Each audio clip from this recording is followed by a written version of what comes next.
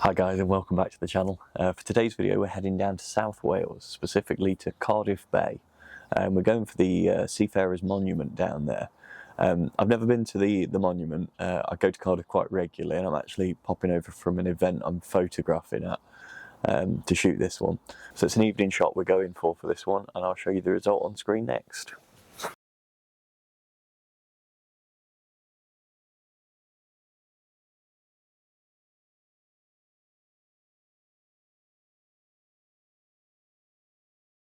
So the journey down to Cardiff for me takes about 3 hours from Derbyshire.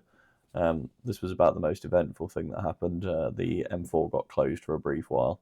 Other than that, it's just a case of sitting on the motorway for quite long periods of time, so I won't bore you too much with that. As you do head into Wales, you reach some nice scenery though. I do like the area around Monmouth.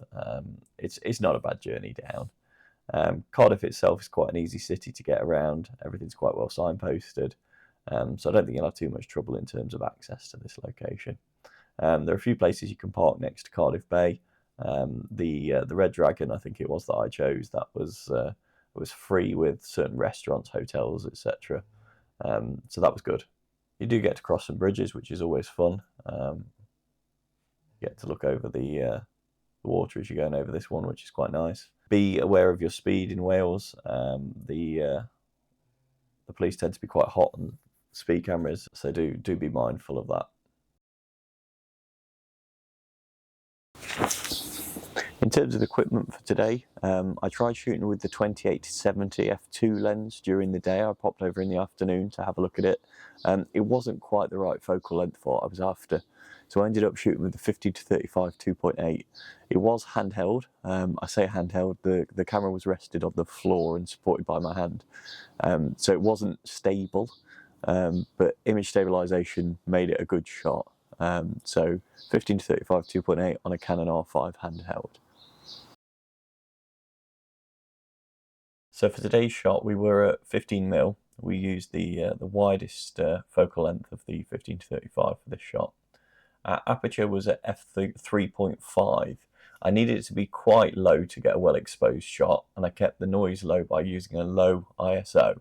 So 50 for the ISO and 3.5 for the aperture. It was a very dark scene, and how did I get away with the correctly exposed shot? Well, by dropping the exposure down. Now, if you remember on the R5, you can only get as far as 0.5 of a second with electronic shutter. After that, you need to move over to mechanical shutter, and then you can move down below 0.5 to 1 second, which is where we were at. Subject to detect wasn't relevant, but it was set to none for this shot, and we were using single shot shooting. And that's it for settings for today. So here you can see the trusty VFR all parked up at the Red Dragon Centre. From there it's just a few minute walk to get to Cardiff Bay. You can see the Pierhead building and the big wheel there. I wandered down in the afternoon to check it out, and I took a few photos with the 28-70. From this side you can see the merchant ship side of the face. And in the evening I went back down past the Millennium Centre, which you see there, and wandered down to take the final shot. Okay, so this is the image we're going to work with. As you can see, it's not entirely straight, and it will need a little bit of processing, but it was really quite a nice place to go and visit. I didn't know too much about this statue when I went down, and on this side it looks like a face, the other side it looks like a boat. I've seen it called a few things: the Merchant Seaman's Memorial, Cardiff Bay Seafarers Monument, Merchant Seafarers War Memorial, Cardiff Bay Seafarers Monument, the Cardiff Merchant Seaman's Memorial. It's got a lot of different titles. They're all of the same ilk.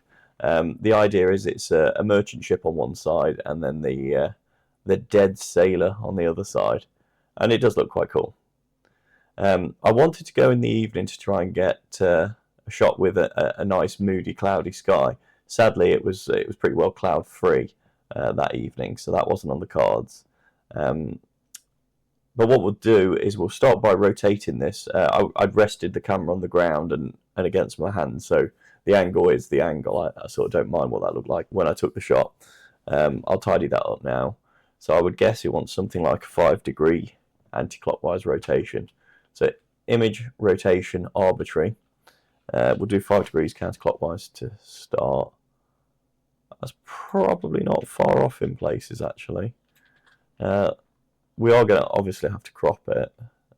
I'll crop quite large to start. We'll see what that looks like. It's probably not far off in terms of angles. Okay, let's crop big.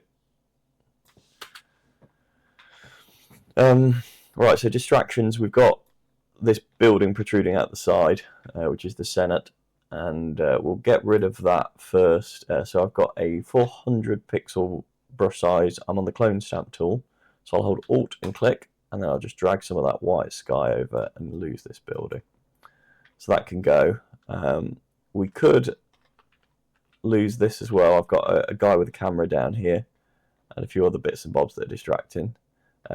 Now things get a bit interesting here because there was some darker sky in this section, so I'll clone stamp from there.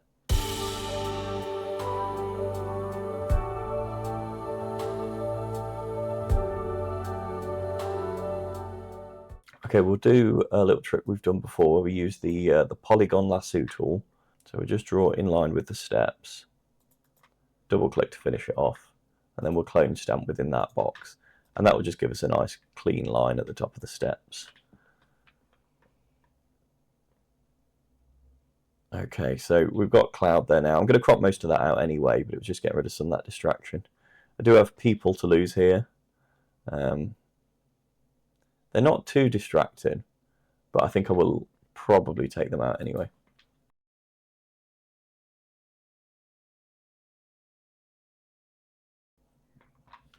Okay, so we've lost those people. I think it's time to bring our crop to a more final position. I am going to keep the foreground in. I quite like that leading in. And it's just a case of picking what else we want in shot.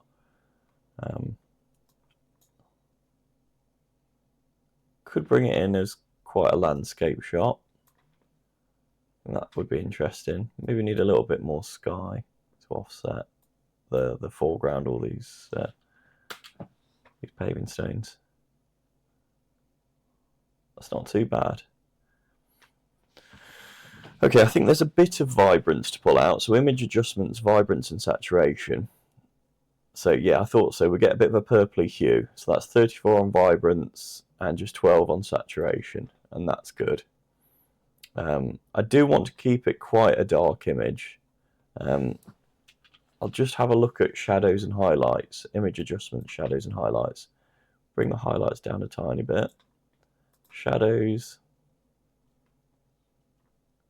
take that up 2%, highlights is 8%. So the color correction is plus 20. I want to drop that down and bring some of the red out of the building because it looks a bit artificial. That's at minus 18 now. Okay, so that's better. I'll maybe lose a little bit of the front here.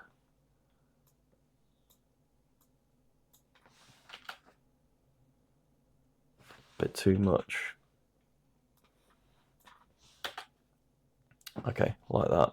So I'll just bring up levels, Control L, and just take this left-hand side up a little bit. It's better. And I will run through selective color, just looking to see if there's anything we can tweak. Okay, so the before, quite a blue tinge, and the after, more red. In terms of color temperature, we call it, blue tends to be a colder color and red tends to be a warmer color. I do prefer warmer images. I do feel that it's still a bit angled. It is. So I'm going to set an angle based on the building. So I'm going to go another couple of degrees clockwise. A bit too much, maybe 1.5. Yeah, that's better based on the building.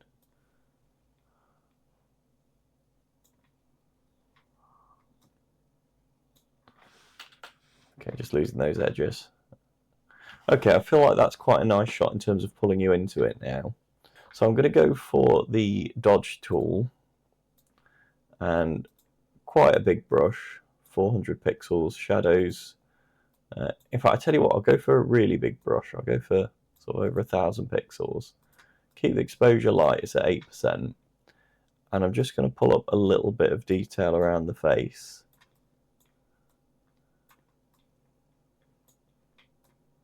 And I'm going to do the opposite now. I'm going to go to the burn tool, still a big brush on shadows with a light exposure. I'm just going to pull down a few other parts of the image now.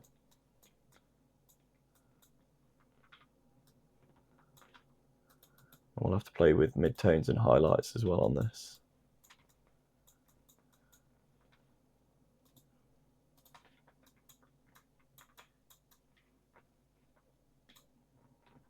Okay, I'll have a look at brightness and contrast next.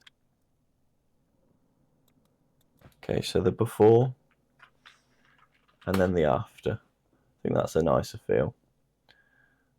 The sky itself, we can pull that down with a gradient just to soften it a bit. What I'll do is I'll do a very long gradient which will reduce the effect. So you just get the tail end of the gradient down here. Okay, so before, after. I think that's nicer. A quick sharpen tool, sharpen and sharp mask. I think that's probably it for this one. That is the picture I was aiming to take. So I hope you enjoyed that, guys. If you haven't been down to Cardiff, it is worth a trip. It's a nice city, a good place to grab some food and sit by the bay on an evening. If you enjoyed the video, please do like and subscribe, and I'll see you at the next one.